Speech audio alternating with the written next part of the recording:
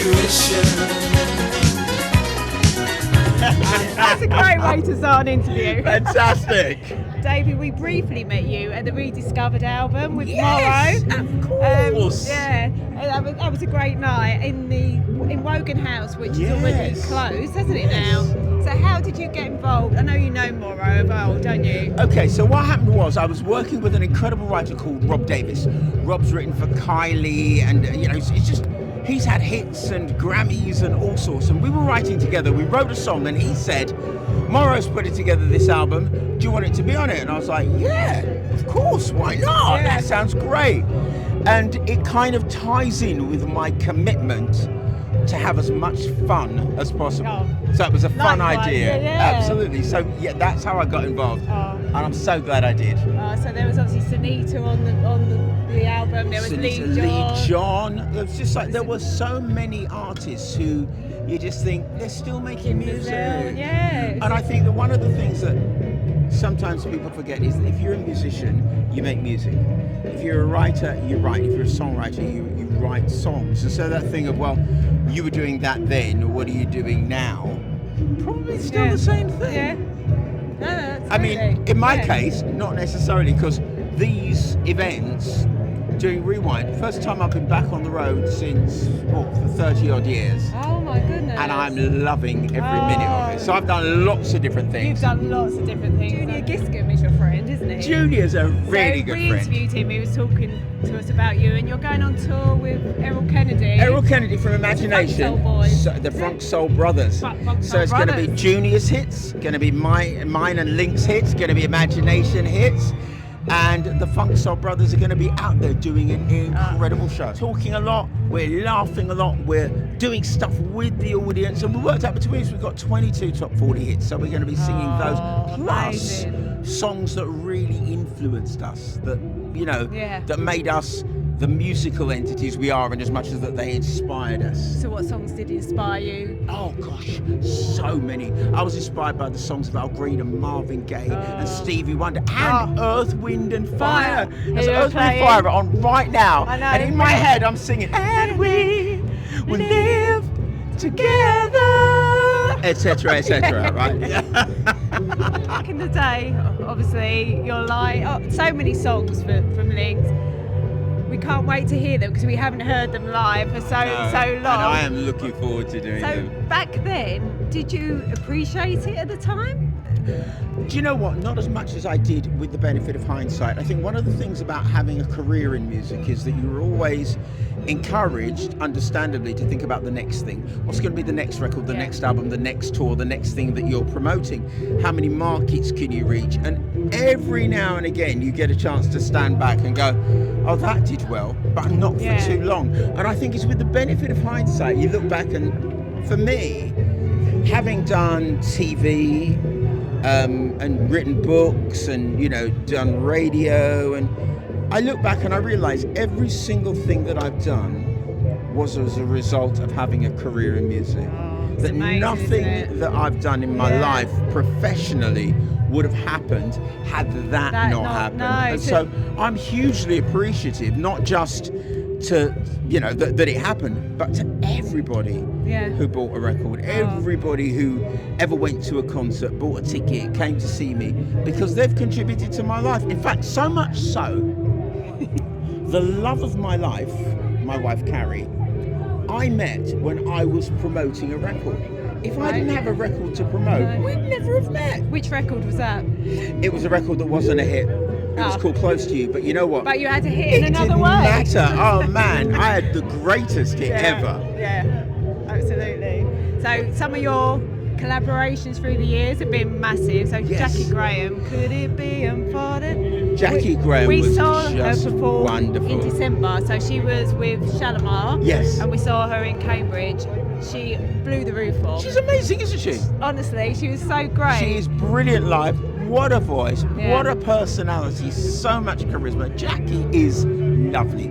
Always was and has remained that all the way through. And I consider myself so honoured and privileged to have worked with her. We had the same manager at the time.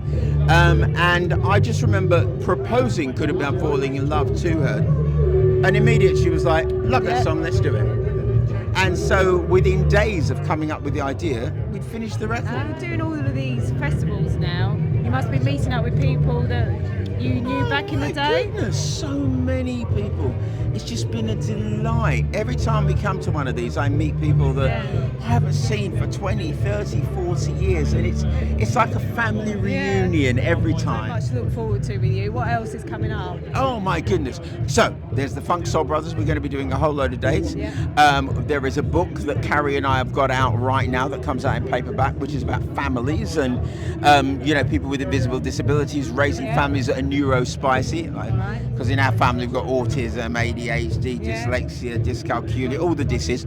Then there is a special book that we're releasing for next year, but it has to be delivered by the end of this month. So I'm going to be editing it in the week to come.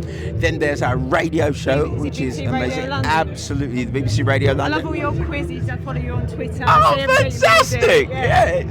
Do you know what? Lives are really full, really happy, and really fun. That's lovely. One thing I did want to talk about was Fame Academy. I know this goes back a long time. I've watched you on there. To have the chance to give people an opportunity, and then you obviously went on to Pop Idol as vocal coaches. That's right. Carrie. How important are those shows? Because they get a lot of stick because they say about manufactured pop and people not making it in the way that a lot of bands do make it. But you must see how much potential there is there I for think people. that there are different types of talent shows. Okay, to address specifically people's criticism of them, I think that there are talent shows where the focus is about the judges and about entertainment. The music is kind of secondary. And so the stories are more important than the talent, or they're just as important to the overall selling of the idea. I was really fortunate because Pop Idol was kind of the first of its kind, and then Fame Academy had a different ethos, and the idea was really about trying to discover and then to develop talent. And that's what floats my boat, is seeing somebody and thinking, I can see something in you. I can see it, not just a drive and a desire, but an actual talent that could enable you to fulfill that. Yeah. Let's do it together. It was a great Let's show. work at it.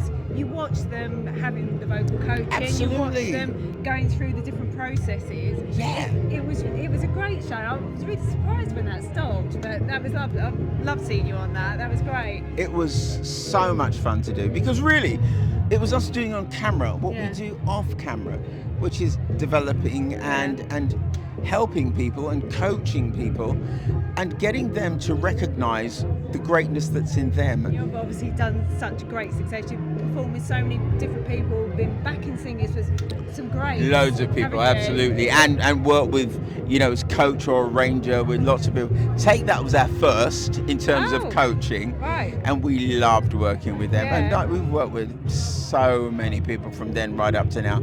Pop people, R&B people, Anyone that you've legends. Worked with that's been a really big influence for you, or I think I learned something from everybody because, particularly on a generational thing, that I work with people now, and because the way that they access the market's completely different, their attitude is so much more businesslike.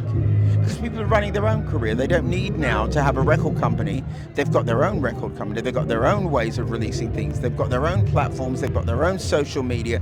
So the idea of people being self-driven and self-motivated is so much stronger now. So I'm learning from them. But also, there's the odd person you work with and you go, wow. And one of those people for me was working with Diana Ross, because we worked with her. We had to put a vocal ensemble together for a track that she was doing on Top of the Pops and then on TV around, and we did the vocal arrangements, and watching her operate was like a masterclass. She'd stand there and she'd say to the floor director, can I have a look at the script? And she'd look at the camera script and she'd say, okay, on this line here, you've got me on camera 3.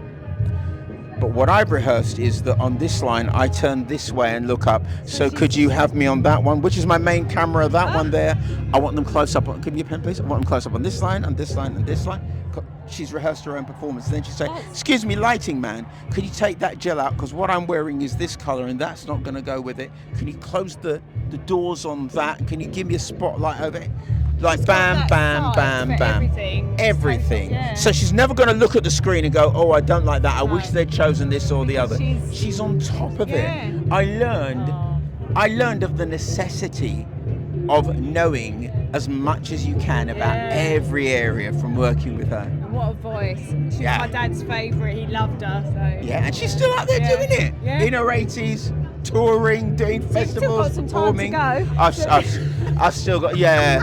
You know, I've probably only got about 25 years of this in me. We'll be with you. We'll be with you. I can't wait to see you. Thank you so much. Thank you. Oh.